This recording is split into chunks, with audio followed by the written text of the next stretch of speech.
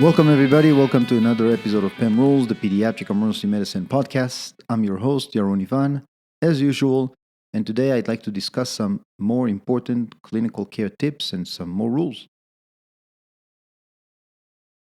Rule number 192. Newborn exam means the patient must be naked. This is an important rule that I learned during my pediatric residency on my newborn/nursery rotation. Number one, this is easy to do. Newborn babies are not that big, and examining the whole body, so to speak, is easy to do. So get into the habit, always undress the newborn baby when you perform the physical exam. Even in a big baby, this will take you 2 minutes and you can see everything. Newborns represent our most fragile patients. Those are the patients that if and when they get sick very quickly, they deteriorate very quickly, so being comprehensive is key. Several examples why this rule is important is number one, in the differential diagnosis of a fussy baby, which is as big as Nelson textbook of pediatrics, it's important to be very comprehensive. And while the history can really help, a good physical exam can go a long way. And a good physical exam is more easily done in a naked baby.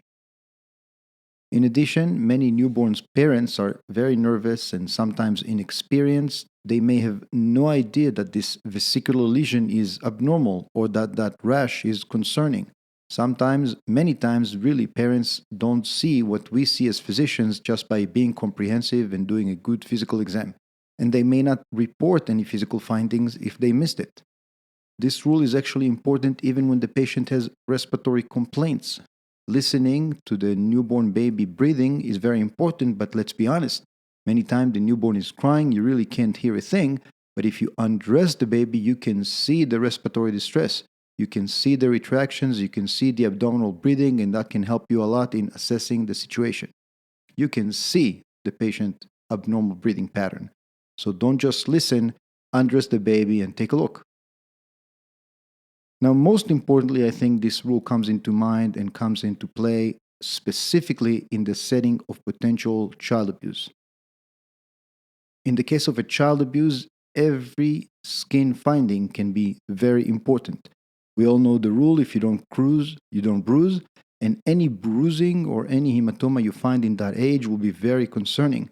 So anytime the differential diagnosis of your patient includes child abuse in any patient, but specifically in the newborn, getting the newborn naked to do a full physical exam is very important. So remember rule number 192. Newborn exam means the patient must be naked. Rule number 193. Keep it simple. So one of the reasons I like pediatric emergency medicine so much is because I truly think of it as a simple field. Most of our patients are young, most of our patients are healthy. When there is a chief complaint, it's usually a single chief complaint. If they have any medical background, they have usually one single disease they suffer from, asthma and whatnot. So really, our patients are simple and easy to figure out. But more importantly, I think it's important to look at the field and look at our patients as simple, and look at the disease process, the problem, the chief complaint, the past medical history as simple. This is a rule I often discuss with our emergency medicine residents who are used to treat old people with several comorbidities who take many medications and are not necessarily that simple. Pediatric emergency medicine, however, is simple. Of course, that's a question of your point of view and how you look at things, so here are some examples that I think can help you look at it the same way. I often ask my residents, or the emergency medicine, or the pediatric residents, or our PAs, what type of fractures are there in pediatric emergency medicine? Very often when I ask that question, the pediatric or emergency medicine resident who's sitting in front of me seems very puzzled, and he or she starts naming all the fractures they know: Solte-Harris, buccal fracture, Montegia fractures, etc., etc., etc.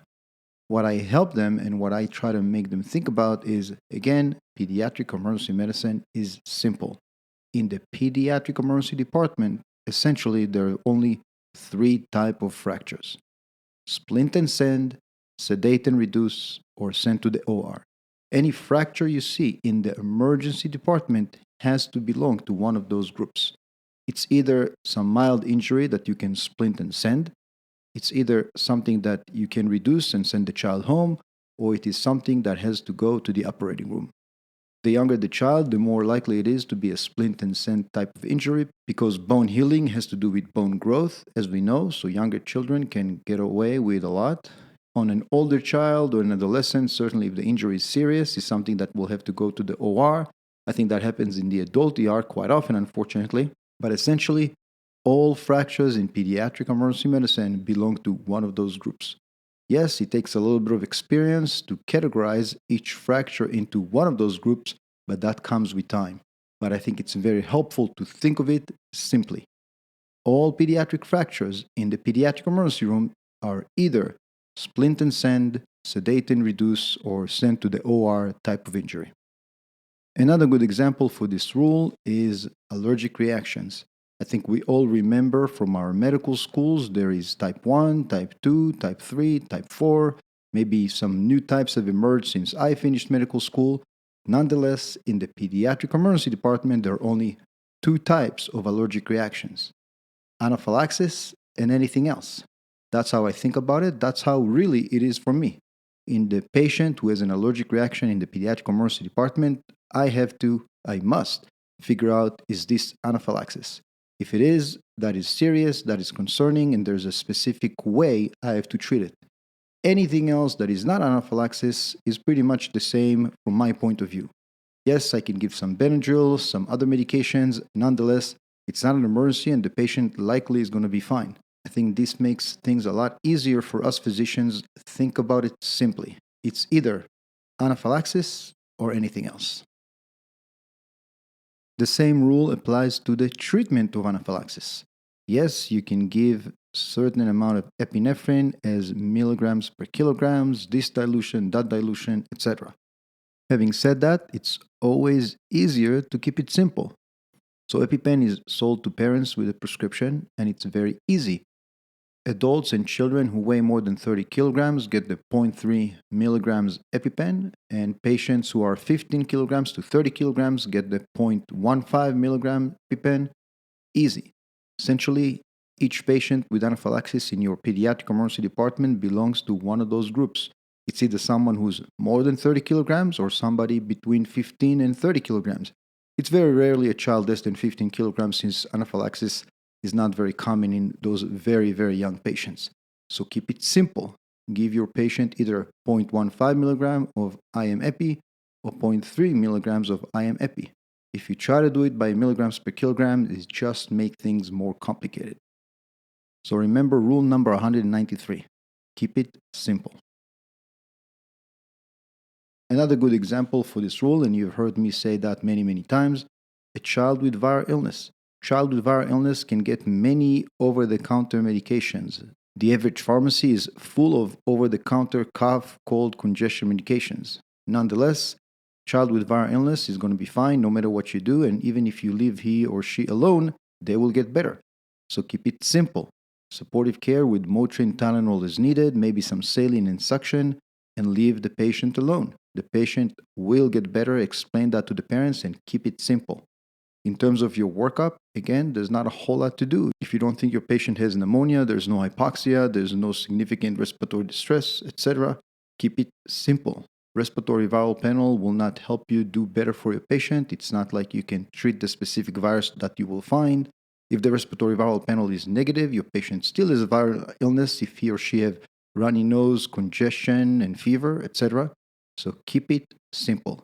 Keep it simple with your diagnosis. Keep it simple with your treatment. Pediatric emergency medicine is truly a simple field.